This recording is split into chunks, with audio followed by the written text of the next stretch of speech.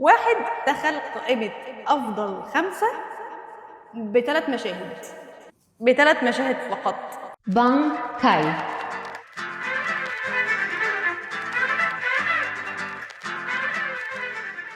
السلام عليكم ورحمة الله وبركاته. عاملين ايه؟ فيديو جديد النهارده. عواجيز الانمي هنعملهم بالتاير ميكر. عارف التاير؟ عارف ده بقى؟ ده هنفتحه كده قدامي ونشتغل بيه. من اكتر المواقع اللي بحب اقعد انبش فيها كده واشوف فيها ايه. ما تنساش اللايك والسبسكرايب عزيزي لانهم مهمين جدا. مش معنى ان وصلنا 100,000 ان انا هنسى، لا. هدفي في الفيديوهات الجديده دي ان انا ابطل رغي. انا حاسه ان انا رغايه، فانا عايزه اقلل الموضوع ده بحيث ان انا تك تك ادخل في الفيديو على طول. فيلا ندخل على الفيديو على طول. وادي شكل الحاجات اللي قدامنا، وادي كميه الناس العواجيز. انا ما بحبش كلمه عواجيز، الناس الكبيره اللي قيمه اللي ليها قيمه. ماشي. ادي الخمس مراتب الاولانيين. انا حرفيا عارفه المركز الاول والتاني بالظبط. انا الثلاثه دول الباقي هحطهم معاكم وانا حرفيا مش عارفه مين. وهنا بحبه وبكرهه عشان ما نطولش، عشان ما نرغيش. وهنبدأ بداية سريعة جدا. واحد دخل قائمة أفضل 5 ب3 مشاهد، ب3 مشاهد فقط. العجوز الرائع من ساكاموتو، اسمه تاكامورا تقريبا، طبعا الأسماء أنا مش فاكراها، ولكن أنا حبيته جدا لدرجة حب ممكن يكون كراش. انتوا مش متخيلين يا جماعة هيبته عاملة ازاي في ساكاموتو اللي متابع الجزء الجديد. فأنا هنحطه طبعا في المراكز الأولانية. فهحطه المركز الخامس برضو عشان ما افتريش قوي، بس هو في المركز الخامس عندي. طيب دكتور اجاسا. دكتور اجاسا برضو مش فاهمه فيه ايه. احنا داخلين دكتور اجاسا ده جده. يعني انا بقول له جده حقيقي يعني هو عاش معايا من طفولتي، وهو الوحيد اللي ممكن ينقذ كونان. دايما كان عندي فكره ان هو الوحيد اللي ممكن ينقذ كونان. فانا دكتور اجاسا بالنسبه لي هو مش عجوز عموما. يعني دكتور اجازه 50 سنه بس هو شكله كبير، بس احنا حطيته في العواجيز يعني. المهم برضو اللي بعد كده ده جد اش. ده كان عسل، وصوته المدبلج العربي كان عسل، فانا بحبه جدا طبعا. ده الراجل اللي درب تانجرو، مش فاكره اسمه ايه. فطبعا ده راجل محترم جدا وهو اللي دربه وخلاه قوي جدا، فاكيد بحبه. ده جده من جوجيتسو كايسن. ده جده من كان بتاع ايه؟ ده عائله الزنن او حاجه زي كده. هو فخم، يعني هو فخم وقوي جدا، بس انا ما اعرفش عنه اي حاجه. فانا مش بكرهه ومش بحبه، بس هنحطه بحبه. دي جدة كيلو الخدامة اللي عند كيلو دي قالت لها هاتي ضفرك، راحت عاملة بيو ومديها. دي كاريزما. ده مفيش حد نصها. طب طنط دي تيتا انتي فوق كل ده. واحد اسمه إبرة أو أبرة، مش فاكرة، من السيزون الثالث من دكتور ستون. كان سئيل جدا، الراجل كان مخيف وأنا مبحبوش وبكرهه، ورسمه كان مركزين في الرسم جدا وتعبير وشه أنا مبحبوش خالص. ده أنا أقوم أقف. لا مش لازم أقوم أقف. الرئيس الأعلى للجوتي 13، الحاكم الكبير، الراس الكبيرة في مجتمع الأرواح، الدكتور الأستاذ ياماموتو. طبعا ده المركز الثاني. ده حتة بانكاي. ده حتة بانكاي ناري ما شفناش زيه. الله يسامحك يا كوبو يا اللي ما بتكملش حاجة. اللي هو اهو شفتوا البتاع. طب رخم كوبو. أنا بحب بليتش او مؤلف بليتش رخم. انا بقول ده مين ده؟ ده اول فور وان او وان فور اول. هو كبير في السن. هو كبير في السن وقاعد يصغر. ما بكرهه. ده مطقهوش. ده يعني ده سقالة، ده سخافة. ده جده. ده اعتقد ان انا فاكراه من جنتاما. هو ده اللي كان بيعمل روبوتات وكده او حاجة. انا حاسة ان هو ده عسل جدا جدا على ما اتذكر. على ما اتذكر. ده مين؟ ده مش عارفة مين. ده تقريبا من ون بانش مان. هل انا احب ون بانش مان؟ لا. بس الراجل ده شكله يعني ما اكرهه ليه. انا حاسه ان هو يعني مدرب مثلا سايتاما حاجه، ما اعرفش مين ده.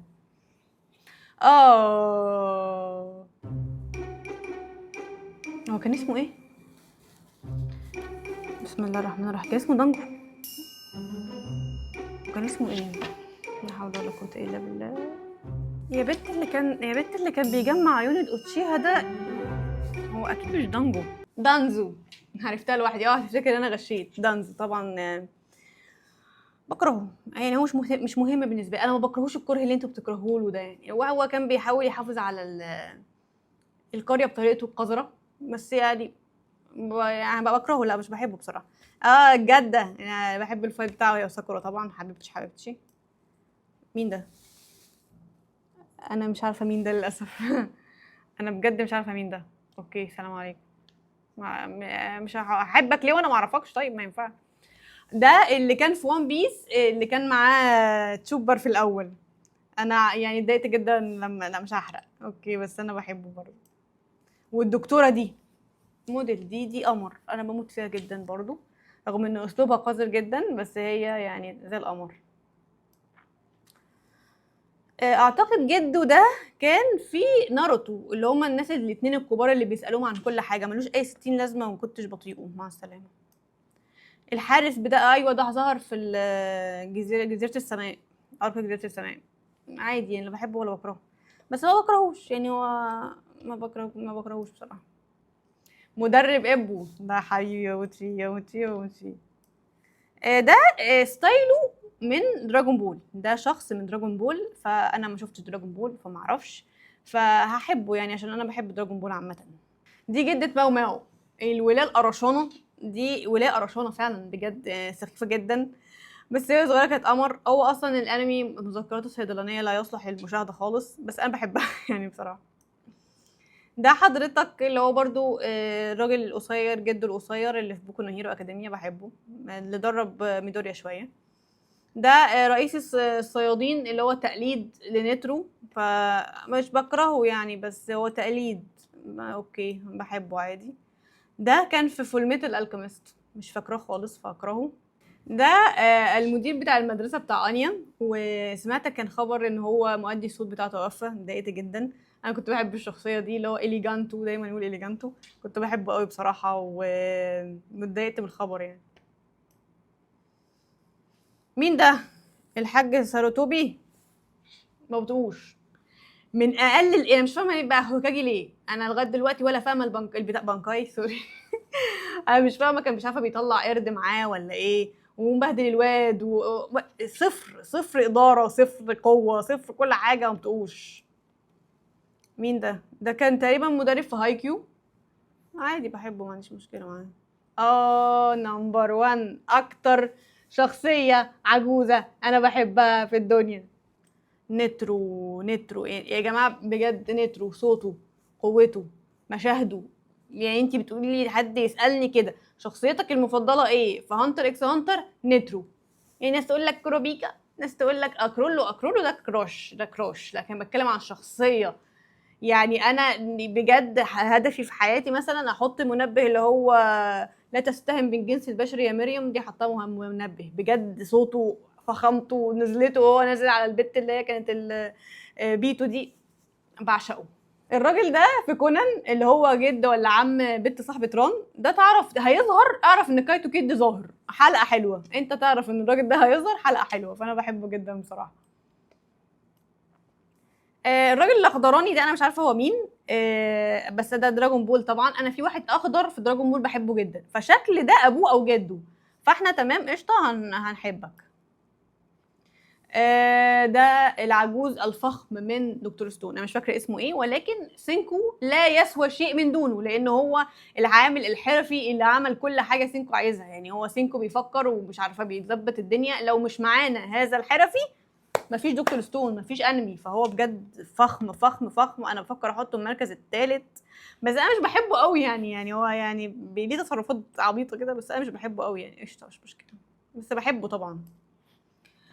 ده الرئيس بتاع مش عارفه اسمهم ايه في جنتاما، مسخره، هو جنتاما اي بني ادم عدى فيه مسخره، كان ليه حلقه كده موتتني من الضحك، مش عارفه كان عايز بنته ما تحبش حد، لا ده كان مسخره بجد. انا شخصيات جنتاما بجد، مؤلف جنتاما انا مش فاهمه سنس في هيومر جايبه منين، بجد لطيف جدا وبيضحك بطريقه مختلفه، ولكن طبعا لا انصح بمشاهده جنتاما نهائي نهائي، لانه يحتوي على الفاظ اكتر، يعني مفيش مشاهد قوي، بس هو الفاظه وحشه قوي، وحلقاته فيها افكار وحشه قوي، فجنتاما نخلي بالنا واحنا بنتفرج عليه، لو حد من اخواتنا الصغيرين هيتفرج عليه ما خلي بالك. انا زمان اتفرجت على كايجي، اللي متابع كايجي هو انمي، مش هقولك مراهنات، بس هو البطل بيراهن على حاجات من خلال لعبه بيلعبها، فكان رئيس الدنيا بقى اللي بتعمل المراهنات دي، كان راجل عجوز، والراجل ده كان بلا رحمه بجد، اي غلط عنده هو عارف عارف مبادئ الانسان وعارف يدخل لك ازاي. انا كنت بحبه قوي، انا كنت بحبه قوي. شخصيه سايكو، قذره معفنه محدش بيحبها غيري. فاللي هو كان قلت لحد من صحابي ان انا بحبه، طب طلب مني ان انا اروح اتعالج رسمي، فانا هحطه ان انا فريلانسر بحبهم ان شاء الله وهروح اتعالج. ده العبيط اللهطل اللي ظهر في اتاك اون تايتن وكان فاكرينه حاجه مهمه، طلع اي كلام، ما بحبوش خالص. دي البيج مام. البيج مام انا ما اعرفش عنها اي حاجه، انا ما اعرفش عنها اي حاجه. طبعا في ون بيس بجد من اقل الشخصيات اللي محروق لي ليها حاجه بيج مام. نفسي اعرف بقى قصتها ايه وقوتها ايه، بس انا بحبها يعني. انا اعتقد اني هحبها، اعتقد يعني.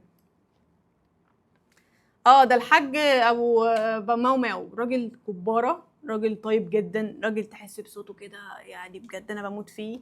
وحشتني يا ماو ماو والله. لا ينصح بمشاهده الصيدلانيه، مالكش دعوه. مين ده؟ ده في دراجون، انا فاكراه بقى من دراجون بول الصغير، بس ده راجل يعني سبيستون كانت حاميانه منه. انا اكتشفت ان هو يعني راجل قليل ادب.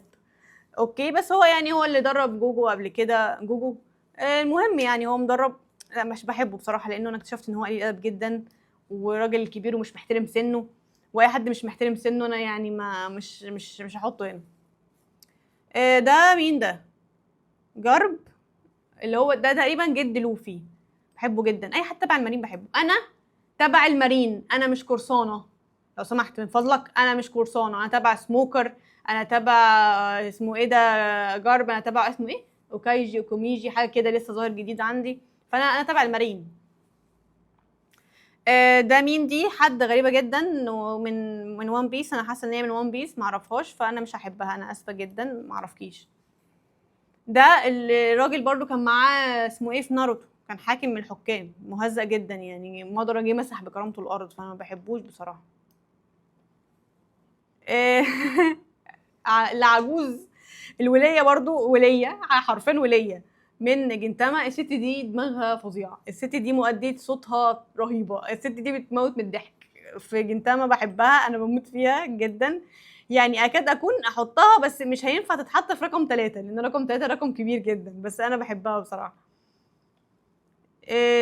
دي كانت عجوز كده ملهاش اي 60 لازمه، ظهرت في فول ميتال الكيميست. شكرا يا طنط يعني، معلش يا تيتا ما اعرفكيش. دي العجوزه اللي ظهرت في اختبارات الصيادين لكورابيكا وقالت له ده ولا ده ملهاش لازمه، احبها ليه معرفهاش. ريكفري جيرل، من بوكو نيرو اكاديميا. ايوه دي عسل، دي بتديهم تقريبا، بتبوسهم فبيخفوا، فاوكي ماشي تمام. ده جد ماشل، ده جد ماشل بقى فعلا، بحبه جدا يعني. هو ما عملش اي دور مهم، بس انا بحبه جدا بصراحه. ده سيلفر حاجه من وان بيس، ما اعرفش عنه حاجه لسه وما ظهرش لسه، ولكن كل الناس تقول انه هو شخص تقريبا كان صاحب جولدي روجر تقريبا، ما اعرفش يعني، فهحبه. انا شكلي هحبه عموما يعني، بس انا عارفاه. مين ده؟ ده جد ايشي ده، الراس الكبيره بتاع الكوينشي اللي كان انا يعني ما شفتوش، هحبه ليه يعني؟ هحب جد ايشي ده ليه؟ اوكي يا عم ماشي مش مشكله، بس مش بكرهه عشان ايشي ده ما يزعلش مني، بحب ايشي. ده جد جد يوجي يو، ده كان يطلع يتخطف، يجوا يلعب يرجعه، ده اللي انا عارفاه عنه، بس كان عسول يعني، راجل محترم. دي الخدامه بتاعت جينشي تقريبا، اللي هي المربيه بتاعت جينشي او كده. ست غلبانه يعني، وماشي تمام. دي من بلاك كلوفر، راهبه او قسيسه او كده، كان برضو ليها كذا حلقه بتدافع عن، لا هي كانت حلوه بصراحه. ده من وان بيس، الراجل اللي هو كان في صحراء الاباستا وكان بيحاول لغايه ما خس يعني، هو كده مليان، هو هيخس جدا. انا بحبه ما عنديش مشكله. ده مين؟ مش فاهمه مين ده. ده جد ايتادوري، ده جد ايتادوري، جه طلع مات، الراجل طلع مات، هحبه ليه؟ ماشي، بس ما بكرهوش، بس لا بس بجد يعني ما اعرفش عنه حاجه. اللحيه البيضاء ده يعني اجبار، ان انت تحطه كده في بحبه وتقوم تدي تعظيم سلام، وانا لا اعرف عنه حاجه ولا اي حاجه، بس اللحيه البيضاء كل الناس بتقول ان هي من الشخصيات يعني اللي ليها قيمتها في ون بيس. لسه ما اعرفش اي حاجه، يا دوبك ظهر شنبه تقريبا، بس ما اعرفش عنه اي حاجه. انا لغايه دلوقتي في ون بيس في تقريبا اول 3 4 5 حلقات من ووتر 7، الفلوس اتسرقت وفرانكي بيهزر مع، ما ظهرش حاجات اكتر من كده يعني. ده الراجل كان عدو الراجل التاني في هاي كيو. مش فارقه معايا، ماشي بحبه عادي. ما بحبوش اللي هو الراجل مدير مدرسه الجوجيتسو، راجل سخيف وثقيل وبيطلع يعزف على الجيتار متصابي جدا، فمش حباه. دي اللي ظهرت في فيلم هاول، مش عارفه، اموره يعني، ست كبيره اموره بحبها عادي جدا. ده اللي هو مش فاكره اسمه هتفتكري اسمه ليه؟ الراجل بتاع سانجي اللي هو كان مربي سانجي، ده راجل محترم طبعا بحبه جدا يعني. واخيرا الاستاذ الدكتور من يا لهوي انت نسيتي زولتيك، نسيتي اسماء الزولديك. هو انت عايشه ليه بجد؟ انت عايشه ليه؟ لازم تاخدي اوميجا 3 بجد. المهم طبعا الاستاذ مستنياه من زمان عشان احطه المركز الثالث بتاع عائله الزولديك يعني. ده بجد انا نفسي اشوف فايت بين نترو وزولديك، يا انا بحبهم جدا. وبكده ده بيبقى شكل المنظر بتاعنا، التوب 5 بتوعي اهم، والناس اللي بحبهم والناس اللي بكرههم، يعني مش كتير قوي بكرههم بس يعني تمام. وبس كده انتهت الحلقه بتاعتنا النهارده، قيمنا شويه ناس حلوين. شكرا جدا على المتابعه. لو مكمل معايا لغايه دلوقتي يا ريت ما تنساش من فضلك بكل ذوق واحترام تعمل سبسكرايب، تعمل لايك، تعمل شير، ظبطني شوف اللي انت عايز تعمله اعمله. وشكرا واشوفكم في حلقات تانية جديده. باي.